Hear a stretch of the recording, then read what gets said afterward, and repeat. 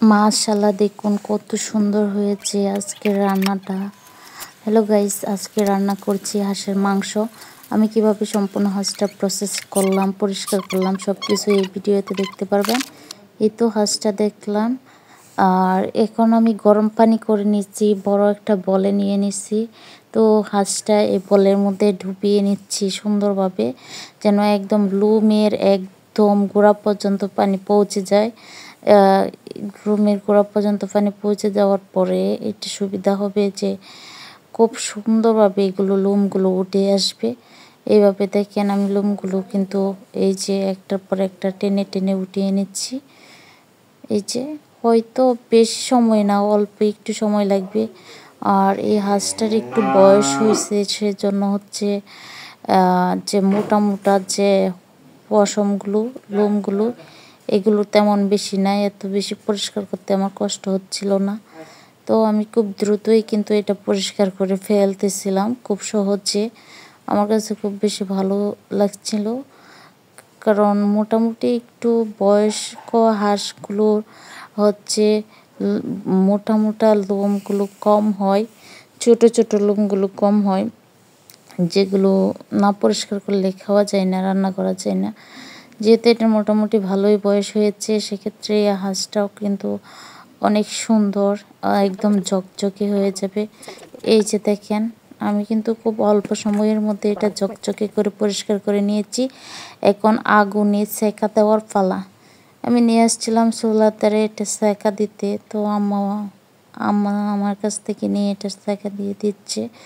এভাবে হচ্ছে ঘুরিয়ে ফিরিয়ে চারিদিকে এভাবে সেঁকতে হবে সুন্দরভাবে, যেন যদি হালকা পাতলা লোম থেকে থাকে সেগুলো পুড়ে যাবে, আর যদি মোটা দুই একটা লোম থাকে সেগুলো বেশি উঠবে। পরবর্তীতে বেছে বেছে এই যে একদম হাঁসটা থেকে কিন্তু তেল বের হয়ে গেছে। আর এখন আমি বেছে বেছে সব পরিষ্কার করে নিচ্ছি, এখন কেটে ফেলবো। এই তো কাটা শুরু করে দিলাম। প্রথমে হাঁসের ভিতরে সব কিছু বের করে নিচ্ছি একটার পর একটা, এখন কেটে নেব। তো হাঁসটা কাটতে একটু কষ্ট হচ্ছিল, কারণ এটা একটু শক্ত ছিল। দেশি মুরগি এবং হাঁস এগুলো হচ্ছে একটু বয়স হলে একটু কাটতে অসুবিধা হয়। যাই হোক, আমার কাছে কিন্তু ভালোই একটু শক্তি প্রয়োগ করতে হচ্ছিল এগুলো কাটার জন্য। বিশেষ করে হাঁসের মাংস তো একটু শক্ত থাকে, এগুলো হচ্ছে কাটতে একটু অসুবিধা না, তারপর হচ্ছে একটু শক্তি প্রয়োগ করতে হয়। তো আমি কিন্তু ভালোই শক্তি প্রয়োগ করে এটা খাচ্ছিলাম। আর এদিকে এই বিড়ালগুলো চলে আসছিল, আমি বিড়ালের জন্য আমার চিৎকার দিলাম একটা, বললাম যে বিড়ালগুলো নিয়ে যেতে, তো আম্মা এসে বিড়ালগুলো নিয়ে গেল। আর যে দেখুন, এদিকে কিন্তু আমার কাটাটাও প্রায় শেষের দিকে হয়ে গেছে। শুধু সব কিছু মনে হয় কেটে ফেলছি, শুধু হাঁসের মাথাটা ও গলাটা বাকি। তো আমি মাথাটা এখন কেটে পরিষ্কার করে নিচ্ছি খুব সুন্দরভাবে, মাথার অংশটা।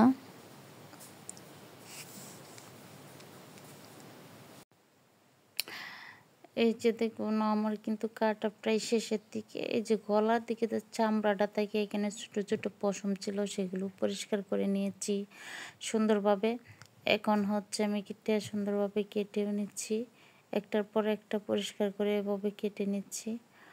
আর এখন দেখেন, এই তো গলাতে কিন্তু অনেক ভারী এবং হচ্ছে গিয়ে চামড়া থেকে, সেটা সুন্দরভাবে পরিষ্কার করে নিয়েছি। এখন ময়লাগুলো সবগুলো ভুলে রেখে দিলাম। তো মাংসটা আমি সুন্দরভাবে ধুয়ে নিচ্ছি। 5-6 বার ধুয়ে নেব। ধোয়ার সময় খেয়াল করতে হবে যেন হচ্ছে কোনো পশম, কোনো লোম যেন না থাকে। যদি থাকে সেগুলো বেশ তেলে দিতে হবে। হচ্ছে মিস্টেক হতেই পারে মাঝে মধ্যে, তো সেটা বিষয় না, বিষয় হচ্ছে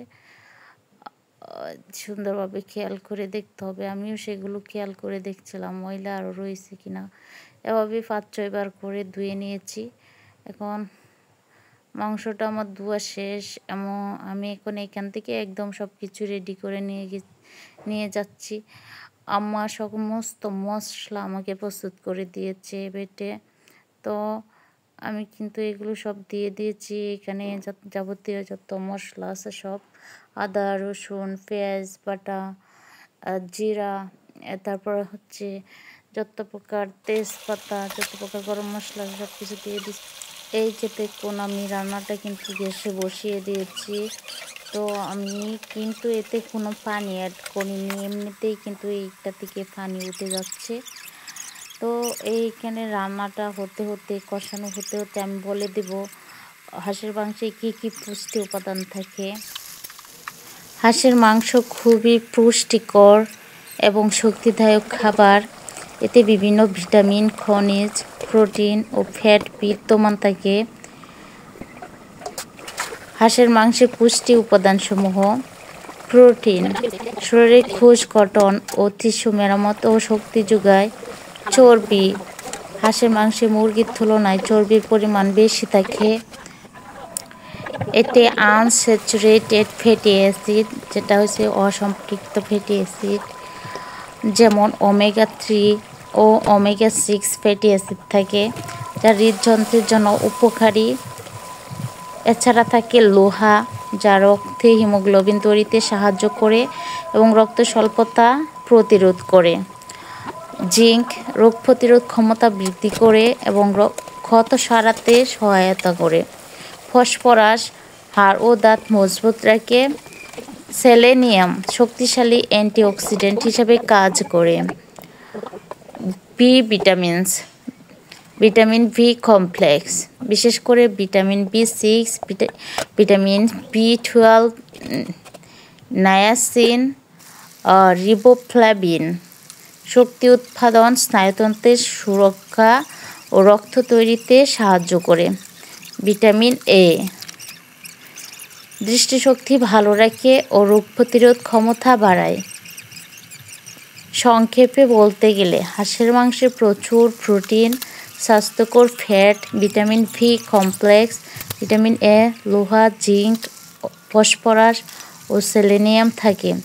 এটি শরীরকে শক্তি যোগায়, রক্ত স্বল্পতা দূর করে, হাড় মজবুত করে রাখে এবং রোগ প্রতিরোধ ক্ষমতা বৃদ্ধি করে। এই তো আমি বলে দিলাম যে হাঁসের মাংসের কী উপকারিতা রয়েছে এবং এর পুষ্টি উপাদানসমূহ।